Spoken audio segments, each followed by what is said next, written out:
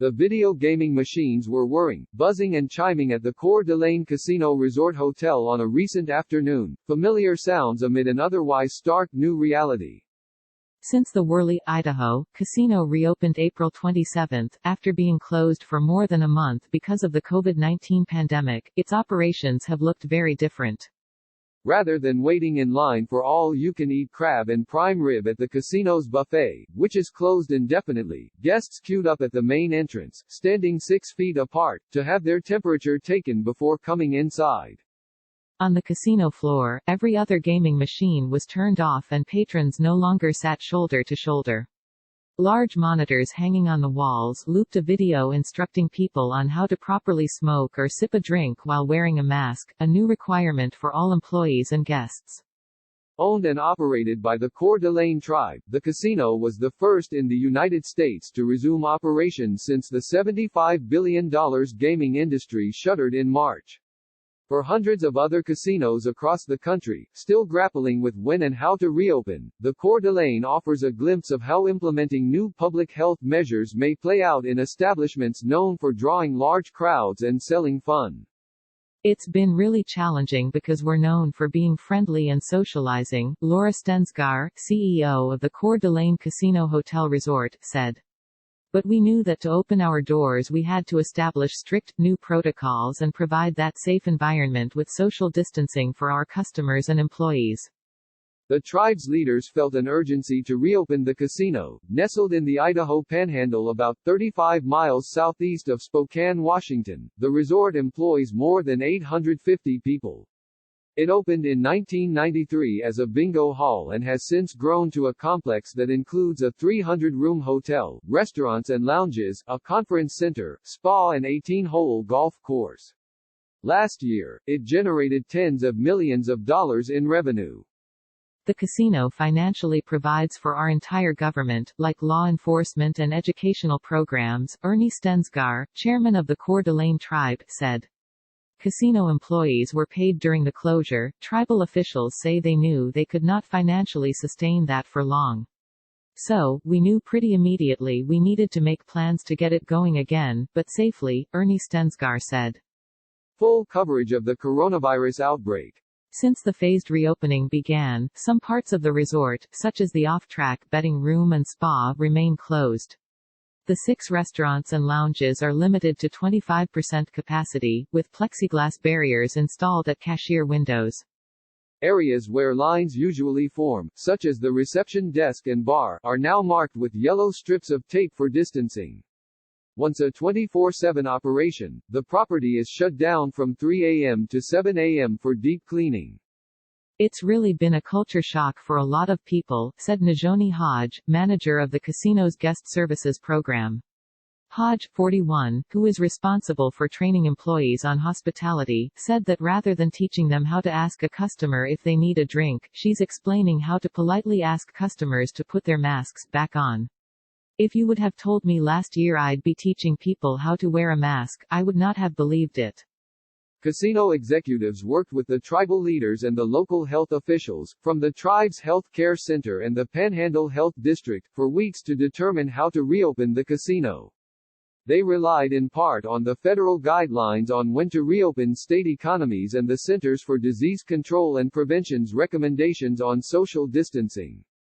They agreed that they would not reopen until they saw a downward trend in the number of confirmed coronavirus cases and hospitalizations during a 14-day period, not just in northern Idaho, but in other nearby cities, such as Spokane, from where the casino draws many of its patrons. As of last Thursday, there were no confirmed COVID-19 cases on the Coeur d'Alene Reservation and in Benewah County, one of 2 counties in which the tribe's land sits. Kootenai County, where the casino is located, had 66 coronavirus cases as of Monday, but had not seen significant spikes since mid-April. For public health stakeholders, one of the highest priorities was making sure everyone at the resort was wearing masks.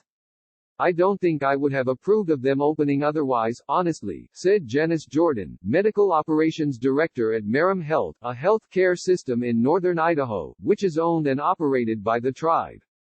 According to the American Gaming Association, a trade organization, 91 of the country's 989 casinos have resumed operations. The majority are run by Native American tribes, like the Coeur d'Alene, which operate as sovereign nations, and have sole authority on when they can reopen their businesses. Some commercial properties, including 14 in Deadwood, South Dakota, 3 in Arkansas and several Louisiana riverboat casinos, have also resumed operations. Industry experts say that plans for reopening will vary, depending on the casino's size, which games it operates and whether there are also restaurants, pools, spas and nightclubs. The Coeur d'Alene has no table games, but casinos that do will have to consider how to sanitize playing cards, chips and dice.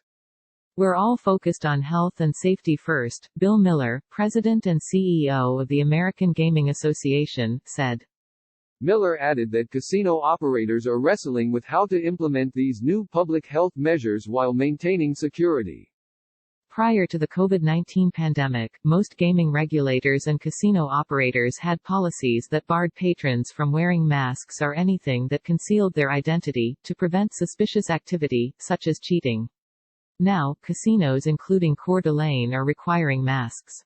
Coeur d'Alene casino officials declined to comment on any specific security changes. Other obstacles to casino reopenings include pushback by union leaders demanding enhanced safety measures, gaming regulators' review of proposals and state and local officials' public health concerns. In Louisiana, Governor John Bel Edwards allowed video poker and casinos to resume operations last week, but New Orleans officials have still required them to remain closed.